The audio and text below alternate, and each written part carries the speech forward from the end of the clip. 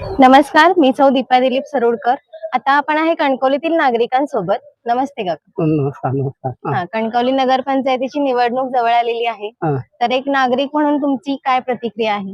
म्हणजे पायाभूत सोयी काय सुविधा आहेत ना या त्या अजून व्हायला पाहिजे, त्या अजून व्हायला नाही, त्या सगळ्या नागरिकांनी त्या नगरसेवकांनी करून द्यायला पाहिजे, ही आमची सर्वांची अपेक्षा आहे. तर आम्ही आता फिरायला येतो, आम्हाला फिरायला काय साधन नाही, कुठे जाऊन बसणार हे करणार, तर त्याने आम्हाला काहीतरी नागरासाठी काहीतरी करून द्यावं असं आम्हाला अपेक्षा आहे त्यांच्याकडून.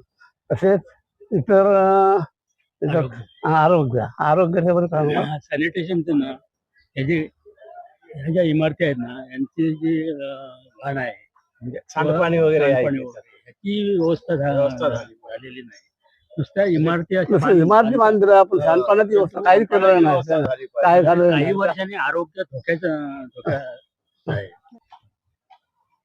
बिल्डिंगचे जे कचरा आहे किंवा घाण आहे सॅनिटेशनच्या बाबतीत थोडंसं बरंच कमतरता आहे आणि ती व्हावी अशी आमच्याकडून अपेक्षा आहे. मी आज हे तर बघितलं हे इथून आणि आरोग्याच्या दृष्टिकोनात हे इथं बघितलं तर एवढी घाण आहे खालीपर्यंत. त्याचं ते व्यवस्थित झाल्याशिवाय लोकांना आरोग्याला फार धोका आहे. आता शहराचं शहरीकरण होत चाललेलं आहे, मोठमोठ्या बिल्डिंग होत आहेत, पण त्या मोठमोठ्या बिल्डिंग मधून जे सांडपाणी जातं त्या सांडपाण्याचा निचरा झाला पाहिजे व्यवस्थित, आणि त्यासाठी त्याला गटारं चांगली ती बंदिस्त गटारं की ज्याच्यामुळे आरोग्याला धोका होणार नाही. परंतु आरोग्याला जरी धोका नाही झाला असला तरी त्यासाठी आपल्या इकडे आरोग्यासाठी जे हॉस्पिटल्स आहेत त्या ठिकाणी चांगले डॉक्टरही पाहिजेत. नाहीतर एक सिरियस पेशंट आला की चला तुम्ही तिकडे ओरोसला चला, ओरोस बरं सांगणार ते बांबळीला चला, हे योग्य नाही ना.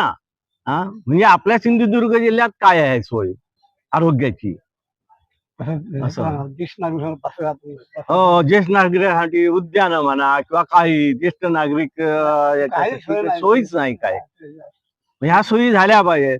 आणि असे बरेचसे रस्ते आहेत की त्याच्यावरून सांडपाणी वाहत आहे समाजाला. त्या सांडपाण्याचा काहीतरी बंदोबस्त झाला पाहिजे की ज्याच्यामुळे आरोग्याला धोका होणार नाही लोकांच्या. आता जोरदार प्रचार चालू आहे भाजप सरकार शहर विकास आघाडी. तर नागरिक कोणाच्या बाजूने कौल देतील काय वाटतं तुम्हाला? नाही, कौल देतील कोणाच्या बाजूने हे सांगू शकत नाही, परंतु जे नगराध्यक्ष पदासाठी उमेदवार दोन आहेत ते सक्षम आहेत, दोन्ही सक्षम आहेत. पण जर ते कोणीही निवडून येऊ देत, पण त्यांनी ह्या आपल्या कणकवलीकरांच्या ज्या समस्या आहेत त्या सोडवण्याचा प्रयत्न करावा.